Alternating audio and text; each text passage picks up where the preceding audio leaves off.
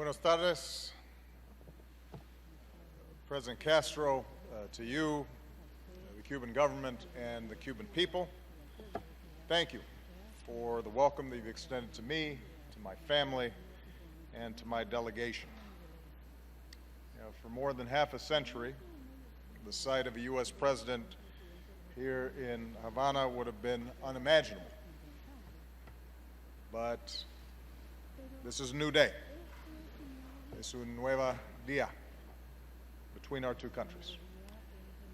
With your indulgence, Mr. President, I want to go just briefly off topic because during this weekend I received news that one of our outstanding United States Armed Service members, Marine Staff Sergeant Louis F. Cardinal of Temecula, California, was killed in northern Iraq as we assisted the Iraqi government in dealing with ISIL, the terrorist organization there. And I just wanted to give my thoughts and prayers to the family there and those who've been injured.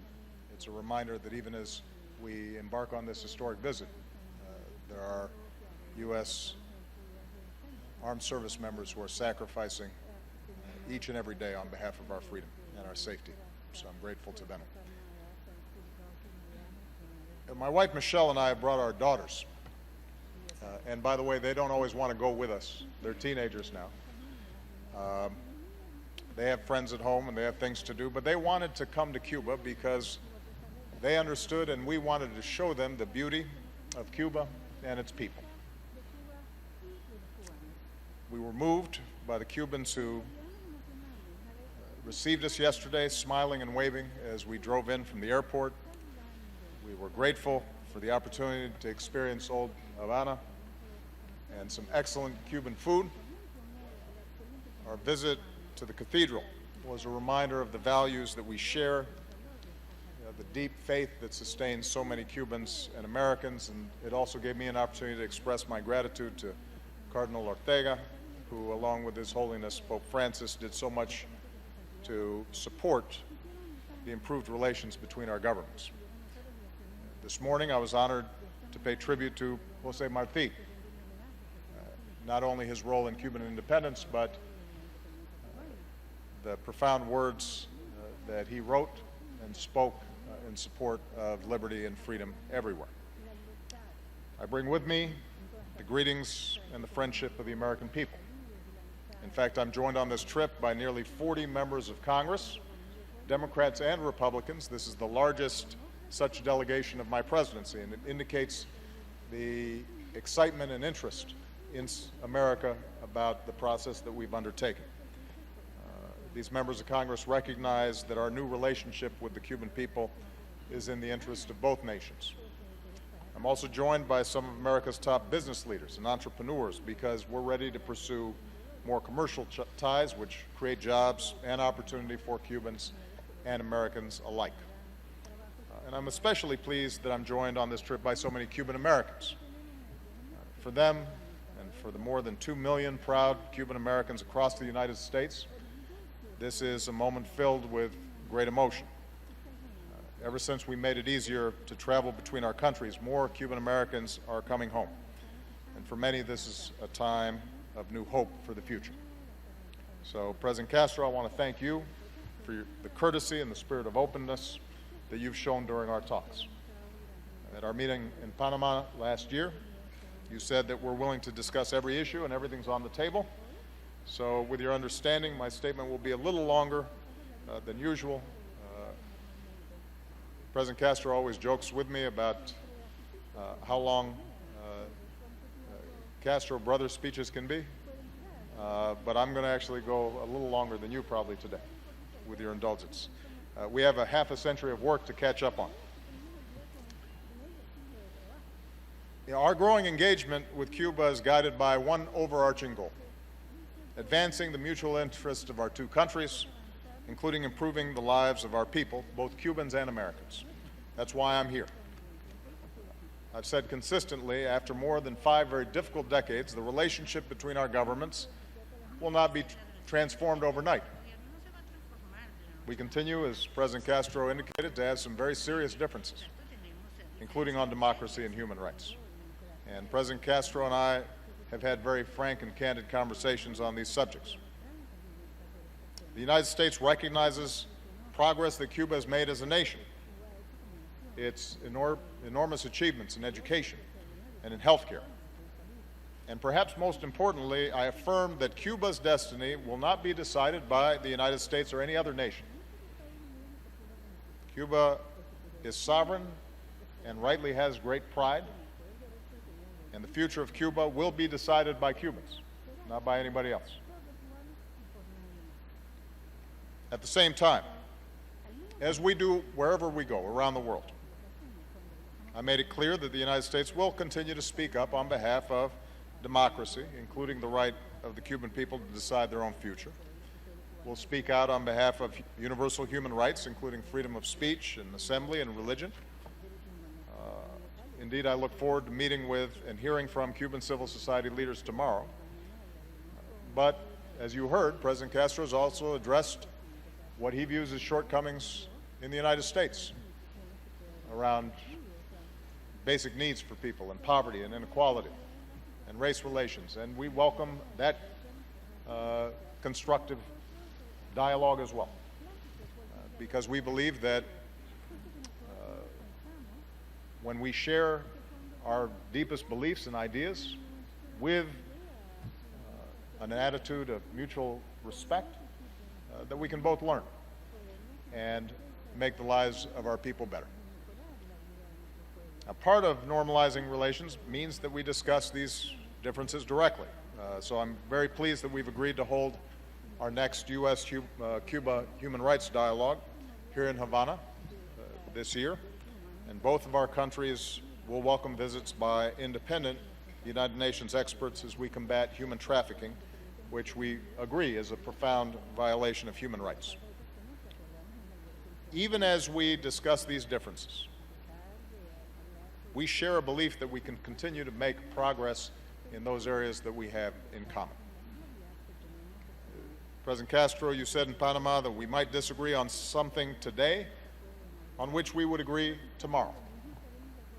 And that's certainly been the case over the past 15 months and the days leading up to this visit. And today I can report that we continue to move forward on many fronts when it comes to normalizing relations.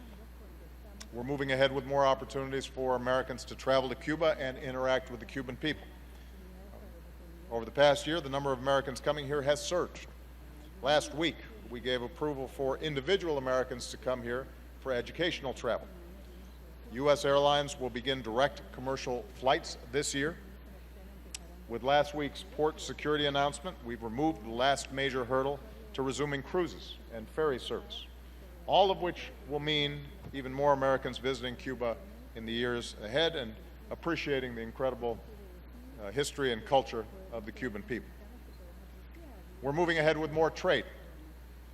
With only 90 miles between us, we're natural trading partners. Other steps we took last week, allowing the U.S. dollar to be used more widely with Cuba, giving Cubans more access to the dollar in international transactions, and allowing Cubans in the U.S. to earn salaries. These things will do more to create opportunities for trade and joint ventures. We welcome Cuba's important announcement that it plans to end the 10% penalty on dollar conversions here, which will open the door to more travel and more commerce. And these steps show that we're opening up to one another. With this visit, we've agreed to deepen our cooperation on agriculture to support our farmers and our ranchers. This afternoon, I'll highlight some of the new commercial deals being announced by major U.S. companies. And just as I continue to call on Congress to lift the trade embargo, I discussed with President Castro the steps we urge Cuba to take to show that it's ready to do more business, which includes allowing more joint ventures and allowing foreign companies to hire Cubans directly. We're moving ahead with our efforts to help connect more Cubans to the internet and the global economy. Under President Castro, Cuba's set a goal of bringing Cubans online, and we want to help.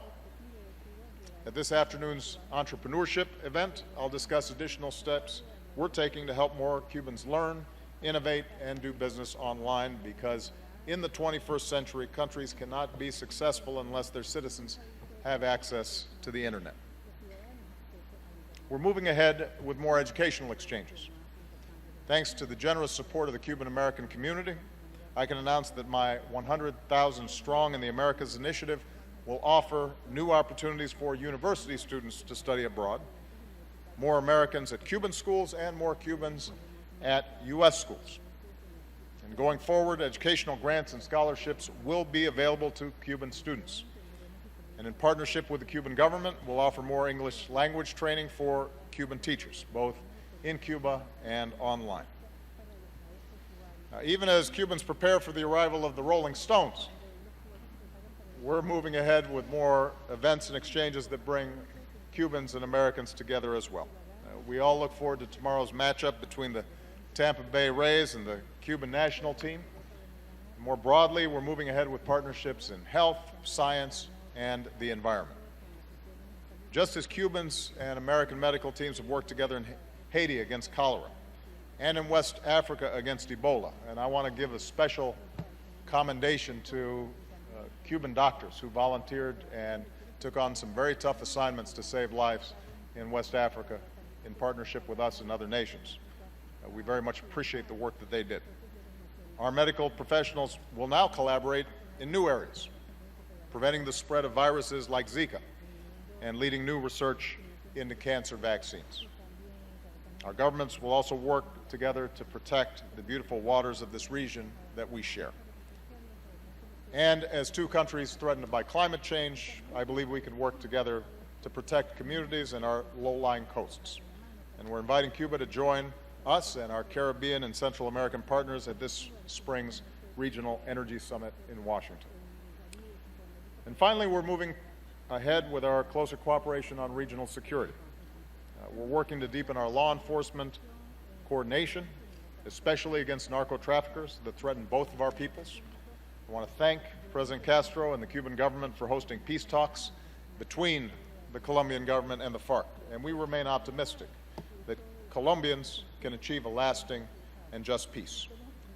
And although we did not have an extensive discussion of Venezuela, we did touch on the subject, and I believe that the whole region has an interest in a country that is addressing its economic challenges, is responsive to the aspirations of its people, and is a source of stability in the region.